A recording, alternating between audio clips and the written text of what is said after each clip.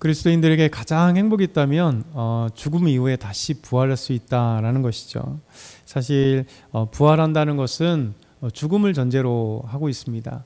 근데 죽음이라고 하는 것은 모든 사람들이 끝이라고 생각을 하죠. 왜냐하면 사실 어떤 사람도 죽음에서 헤어나올 수 없고 어떤 사람도 죽음에서 예외되는 사람 하나도 없습니다. 그러다 보니까 죽음은 꼭 미지의 세계잖아요. 아무리 우리가 이제 부활이라고 하는 이제 그 전제로 이제 담는다 해도 사람은 사실은 두렵거든요. 더더군다나 우리가 예수 믿고 구원받고 이제 부활하는 영원한 천국에 산다라고 하는 이 놀라운 소망을 가졌음에도 약간은 사실 불안함이 있는데, 안 믿는 사람들에게 있어서는 죽음이란 사실은 가장 회피하고 싶은 거죠. 그래서 암에 걸렸거나 어떤 질병이 왔을 때 가장 두려운 것은 나도 모르게 이제 삶이 얼마 남지 않았다는 거예요. 점점 초조해지잖아요. 근데 사실은 우리 그리스도인들에게 가장 희망이 있고 용기 있다는 것은, 분명히 죽음은 우리에게 두렵고 또 죽음은 무서운 것이지만 죽음 이후에 부활이라고 하는 놀라운 영광스러운 이 영광이 우리에게 주어졌다라는 것이죠. 사실 기독교의 가장 특징은 부활의 종교라고 합니다. 부활의 종교, 그렇죠? 부활의 진리겠죠. 근데 이제 세상에 그 어떤 것도 부활한 사람이 없고, 그러나 우리 주님께서는 오늘 말씀처럼 이제 부활하심으로 우리에게 부활의 영광을 우리에게 주었습니다. 고린도전서 15장은 부활장이라는 이 예칭을 가지고 있어요. 부활장. 고린도전서 13장은 사랑장, 고린도전서 12장은 은사장. 그래서 오늘은 부활장입니다. 부활장. 이 부활이 얼마나 우리 그리스도인들에게 영광이고, 그 부활의 열매이셨던, 첫 열매이셨던 예수 그리스도가 부활하심으로 우리가 다시 부활할 수 있다라는 거죠. 그래서 성경에 보면 이제 부활한 사건들을 우리 주님께서 다시 이제 살려주신 사건들을 삶 속에서도 있었고, 그리고 영원한 부활을 우리에게 보여주시죠. 성경에 보면 신약에 특별히 보면 4번에 걸쳐서 부활한 사건들이 있죠. 예수님께서 죽은 소년, 그렇죠?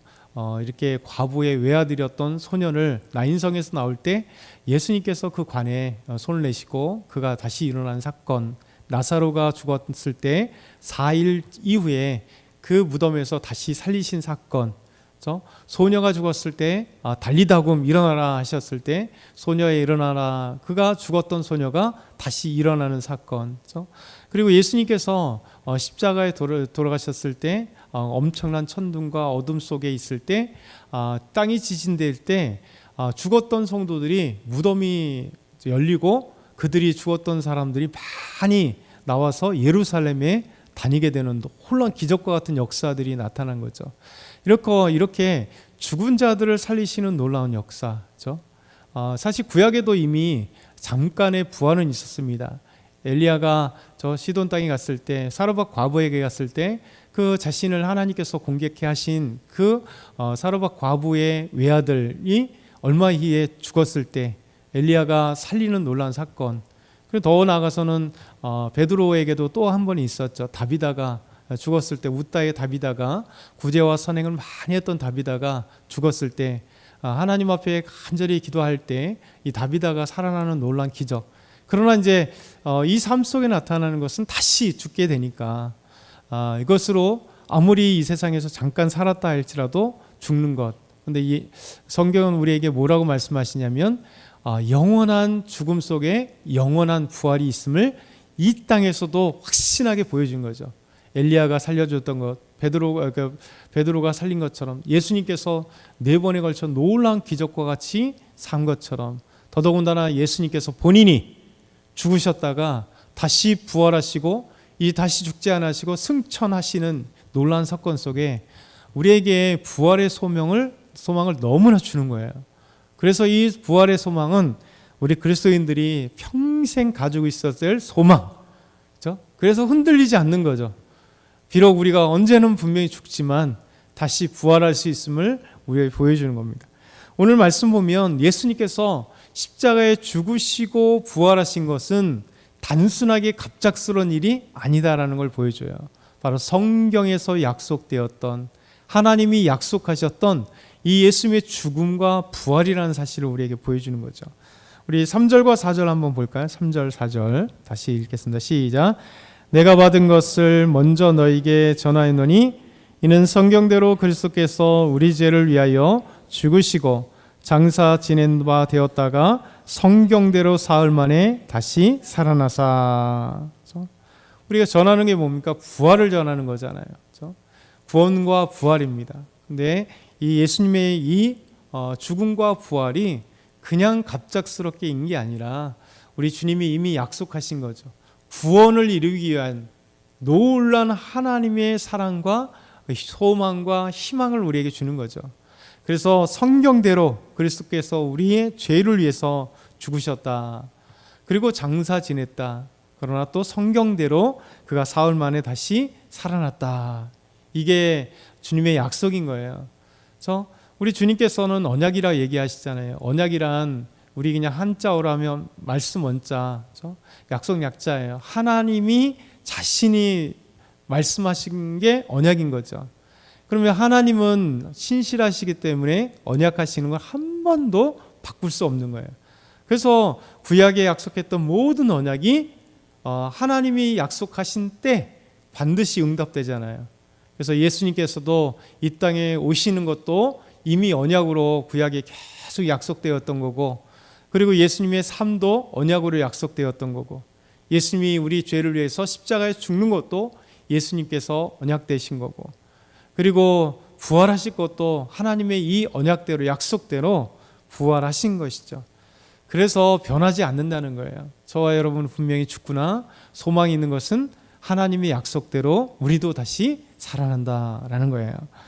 근데 이 부활이라고 하는 것이 간단하게 이렇게 역사적인 사건이긴 하지만 동시에 예수님의 부활도 역사적 사건이라는 거예요. 증인들이 있다는 거죠. 그것이 바로 제자들에게 보여준 증인의 사건, 그래서 역사적이다라는 게 5절부터 8절입니다. 5절부터 8절을 보면 먼저 주님께서는 게바에게, 베드로에게 부활하신 몸을 보이셨고 12 제자에게 보이셨고 500의 형제에게 일시에 보이셨고, 그리고 그 대다수의 일시에 보였던 500의 형제가 지금 사도 바울이 고린도 전서 이 말씀을 쓰고 보내서 받고 있을 이때 태반이나 아직도 살아있다는 거예요. 부활하신 예수 그리스도를 본 사람들이 아직까지도 살아있는 사람이 많다. 그러니까 시간이 얼마 안 됐다는 얘기잖아요.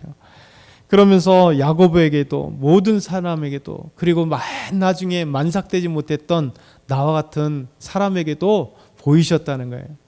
여러분, 이게 바로 부활의 영광이고 부활의 역사적 사건이에요. 만약에 한 사람에게 예수님께서 부활로 보이셨다면 오해할 수 있는 거잖아요. 부활이 가짜다라면 어떻게 증명하겠어요? 너희 환상 아니냐, 꿈 아니냐, 네가 그냥 하도 소망하니까 그런 거 아니냐. 아직까지 그런 신학자들이 있었어요. 지금은 별로 없지만 1950년대부터 해갖고 엄청나게 이런 신학자들이 많은 대표적인 자가 불트만이라고 하는 독일 신학자, 대표적인 세계적인 신학자인데 예전에 돌아가셨지만, 이 불트만이라는 신학자는 뭐라고 했냐면 비신화화, 그러니까 성경의 신화라는 것을 전제하고 그 신화를 다 베껴보면 진짜 예수가 나온다는 거죠.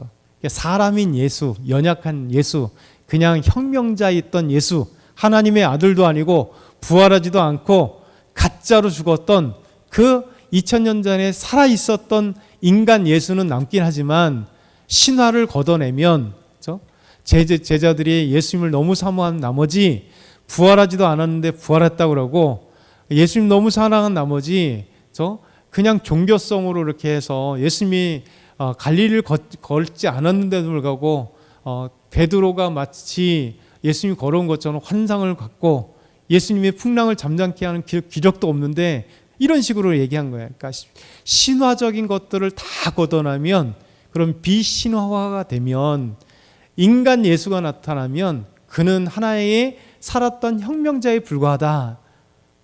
그래서 이 불트만이라는 신학자, 세계적인 신학자인데도 불구하고 그는 신학자인데, 성경을 연구하는 신학자인데 오히려 예수 그리스도를 믿지 않는, 그러니 이 자는 예수님께서 부활하신 것도 제자들이 그렇게 신화적인 것들 너무 사모하니까 부활했다라고 착각하고 환상처럼 생각하고 사람들에게 전했던 거예요.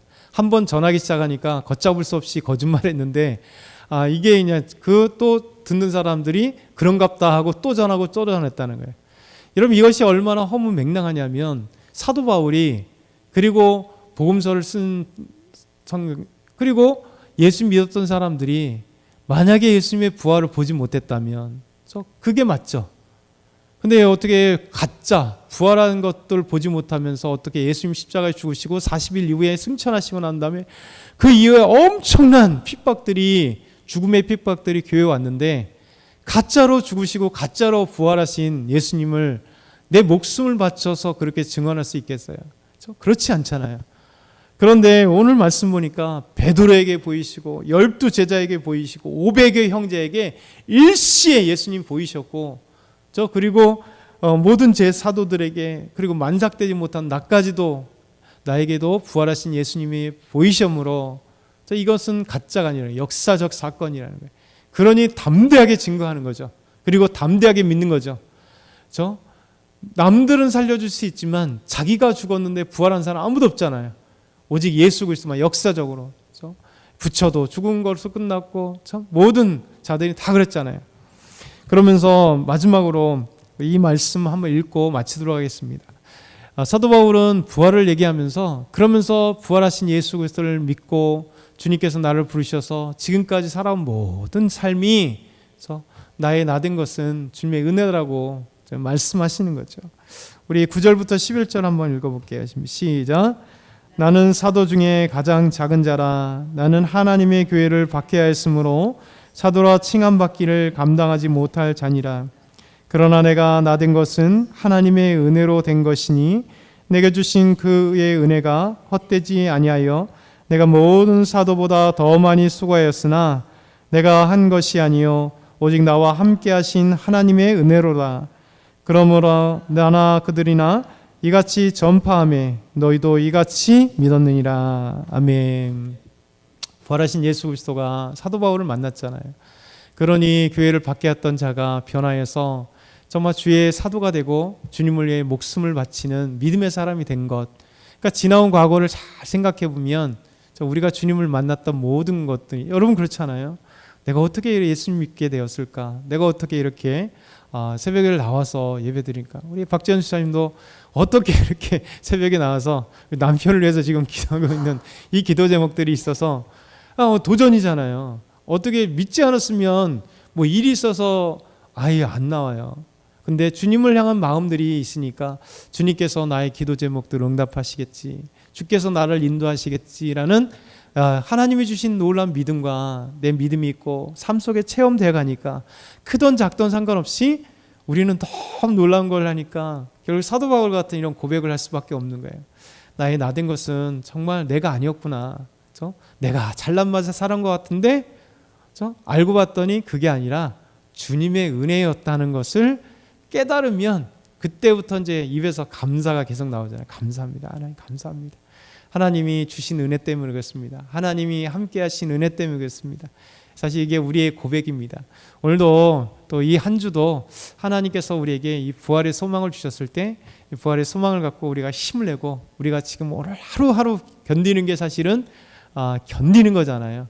하루 살아가는 건 뭐 항상 기쁨도 있겠지만 견뎌갈 때가 많아요. 그런데도 우리의 부활을 보면 견딜 수가 있어요. 반드시 부활하신다. 그리고 이 모든 과정이 하나님의 은혜이기 때문에 나의 나된 것은 이것도 다 하나님이 나를 훈련시키시고 아름답게 빚어가시는 건데 이 하나님의 은혜, 나의 나된 것은 하나님의 은혜라는 이 놀라운 사건을 또 사실을 오늘도 기억하며 감사하며 고백하는 저와 여러분 다 되길 소망합니다.